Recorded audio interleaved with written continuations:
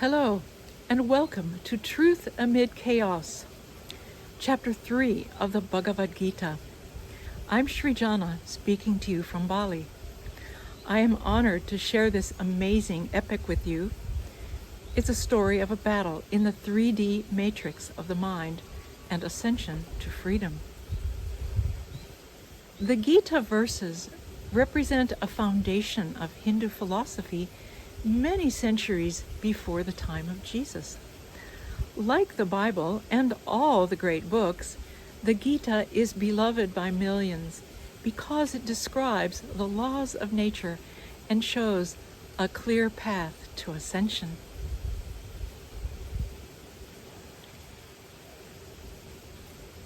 Once upon a time, in a faraway land, gods ruled the earth, and all learning took place in the form of stories and sacred verses that people remembered and passed down with each generation. Hindu legends assume 14 levels of being or awareness, 7 higher god realms and 7 hellish realms. While on earth, you must try to move upward, not fall downward, to balance your 3D duties with your ultimate goal of moksha, or spiritual freedom, which means your earthly lessons are finished and you finally merge with God, ending the cycle of death and rebirth. The Gita takes place as a huge battle is about to break between the virtuous Pandava brothers and their evil Kaurava cousins. Thousands of warriors from both sides stand poised for the battle. The hero Arjuna looks at both sides and sees his beloved relatives, cousins, uncles. It is his righteous duty to his brothers and his branch of the family to kill them all. But confusion floods Arjuna's mind. He falls into despair and refuses to fight. His best friend and chariot driver just happens to be the god Krishna, who comes to the rescue. The battle of the Bhagavad Gita symbolizes the internal struggle of the mind, everyday choices between good and evil, desire versus wise action. Krishna shows the path to ascended states of joy. The entire story is a conversation between Krishna and Arjuna about the secrets of life and death in 18 chapters in suspended time as the two armies stand poised for battle. Arjuna ultimately decides to fight. He and his brothers win, and they all achieve a virtuous ascension to the heavenly realms. Every character and concept is symbolic. Arjuna is your physical self as you face choices in 3D life. The god Krishna represents your higher self that knows all. Dhritarashtra, the blind king, is Arjuna's uncle, father of the evil Kaurava brothers. He represents your blind ego, full of desire. Sanjaya is his clairvoyant servant who narrates what he sees for the blind king. He is that part of you that sees and knows everything. Arjuna is confused. He asks how a higher path of action requires any action at all. Krishna says, life demands that you engage in action. You cannot live and do nothing.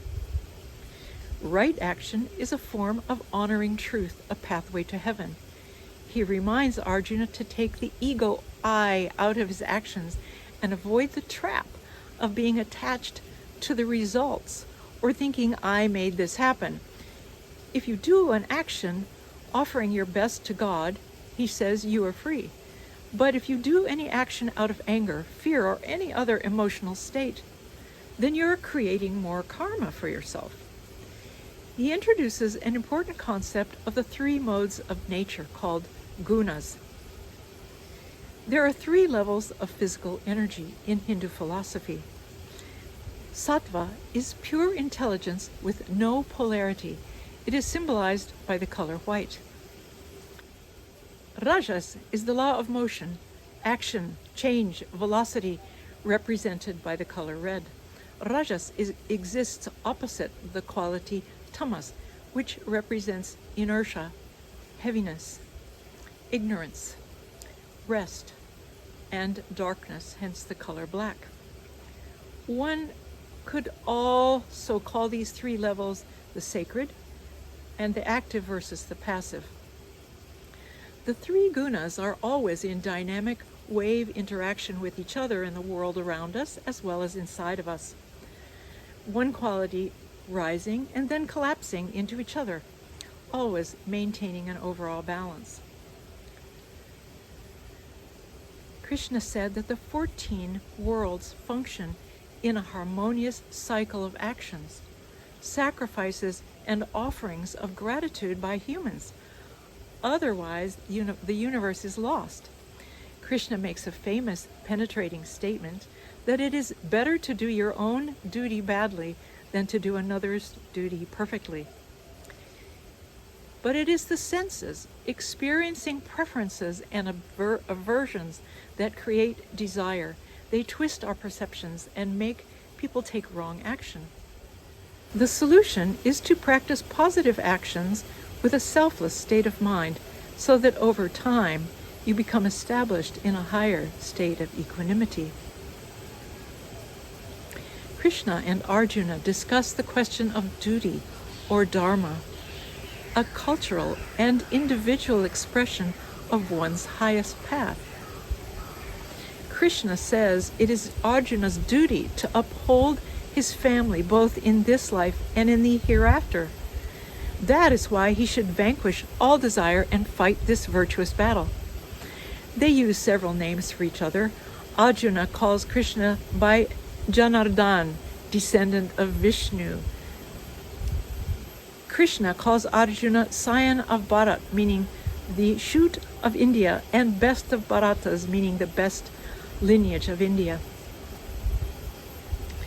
As you hear the verses, I invite you to ponder these questions. See if you can integrate the ideas from chapter 3. What are the three physical levels of polarity? How does each quality express itself in your life? How does action with desire for a particular outcome create karma? How does action without emotion or attachment to the results eliminate suffering in life? What are your favorite quotes from chapter 3 to remember for life lessons?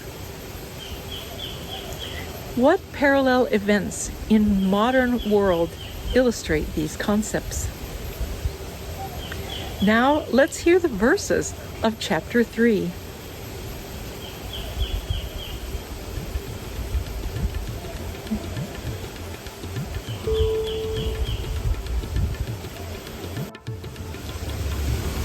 Arjuna said, "O Janardhan, if you consider knowledge superior to action, then why do you ask me to wage this terrible war? My intellect is bewildered by your ambiguous advice. Please tell me decisively the one path by which I may attain the highest good." The Blessed Lord said, "O sinless one, the two paths leading to enlightenment were just now explained by me. The path of knowledge for those inclined toward contemplation, and the path of work for those inclined toward action. One cannot achieve freedom from karmic reactions by merely abstaining from work, nor can one attain perfection of knowledge by mere physical renunciation. There is no one who can remain without action even for a moment. Indeed, all beings are compelled to act by their qualities born of material nature. Those who restrain their external actions while continuing to dwell on sense objects in the mind certainly delude themselves and are called hypocrites. But those karma yogis who control their senses with the intelligent mind, O Arjuna, and engage the senses to work without attachment are certainly superior. You should thus perform your prescribed duties since action is superior to inaction. By ceasing activity, even your bodily functions would cease. Work must be done as a sacrifice to the Supreme Lord. Otherwise, work causes bondage in this material world. Therefore, O son of Kunti, perform your duties without being attached to the results, for the satisfaction of God. In the beginning of creation, the great God Brahma created humankind along with their duties, and said, "Prosper in the performance of these sacrifices, for they shall bestow upon you all you wish to achieve. By your sacrifices, the celestial gods will be pleased, and by cooperation between humans and the celestial gods, prosperity will reign for all." The celestial gods, being satisfied by the performance of sacrifice, will grant you all the desired necessities of life. However, those who enjoy what is given to them but fail to make offerings in return are truly thieves. The spiritually minded who eat food that was first offered in sacrifice are released from all kinds of sin. Others who cook food for their own enjoyment verily eat only sin and misunderstanding. All living beings subsist on food, and food is produced by rains. Rains come from the performance of sacrifice, and sacrifice is produced by the performance of prescribed duties. The duties for human beings are described in the Veda scriptures, and the Vedas are created by God Himself. Therefore, the all-pervading Lord is eternally present in acts of sacrifice. O Parth, those who do not accept their responsibility in this cycle of sacrifice are sinful. They live only for the delight of their senses. Indeed, their lives are in vain. But one who revels in the eternal essence and is happy and satisfied in the eternal essence, no duty exists for him. Such self-realized souls have nothing to gain or lose by either carrying out or renouncing their duties, nor do they have to depend on others to fulfill their needs. Therefore, giving up attachment, performing actions as a matter of duty, for by working without being attached to the fruits, one attains the supreme. By performing their prescribed duties, King Janak and others attained perfection. You should perform your work and set an example for the good of the world. Whatever actions great persons perform, common people follow. Whatever standards are set, all the world pursues. There is no duty for me to engage in all the three worlds, or Parth, nor do I have anything to gain or attain. Yet, I am engaged in prescribed duties. For if I did not carefully perform the prescribed duties, O Parth, all men would follow my path in all respects. If I ceased to perform prescribed actions, all these worlds would perish. I would be responsible for the pandemonium that would prevail and would thereby destroy the peace of the human race. As ignorant people perform their duties without attachment to the results, O scion of Bharat, so should the wise act without attachment for the sake of leading people on the right path. The wise should not create discord in the intellects of ignorant people who are attached to fruitive actions by inducing them to stop work. Rather, by performing their duties in an enlightened manner, they should inspire the ignorant also to do their prescribed duties. All activities are carried out by the three modes of material nature, but in ignorance, the soul, fooled by false identification with the body, thinks itself to be the doer. O mighty-armed Arjuna, Illumined persons distinguish the soul as distinct from gunas and karmas. Hence, they are not beguiled by appearance, and instead attribute every activity to the movements of the three gunas. Thus, they do not get entangled in them. Those who are fooled by the operation of the gunas become attached to the results of their actions. But the wise who understand these truths should not unsettle such ignorant people who know very little. Performing all works as an offering unto me, constantly meditate on me as the Supreme. Throw off desire and selfishness. Now, free of mental grief, fight. Those who abide by these teachings of mine with profound faith and free from petty complaints are released from the bondage of karma. But those who find faults with my teachings, being bereft of knowledge and devoid of discrimination, they disregard these principles and bring about their own ruin. Even wise people act according to their natures, for all living beings are propelled by their natural tendencies. What will one gain by repression? The senses naturally experience attachment or aversion to the sense objects. But do not be controlled by likes and dislikes, for they are foes that ambush the mind. It is far better to perform one's natural prescribed duty poorly than to perform another's prescribed duty perfectly. In fact, it is preferable to die in the discharge of one's duty than to follow the path of another, which is fraught with danger. Arjuna asked, "Why is a person impelled to commit sinful acts, even unwillingly, as if by force, O descendant of Vrishni?" The Supreme Lord said, "It is desire alone which is aroused by passion of rajas and later transformed into anger. Know this as the most sinful, all-devouring enemy in the world.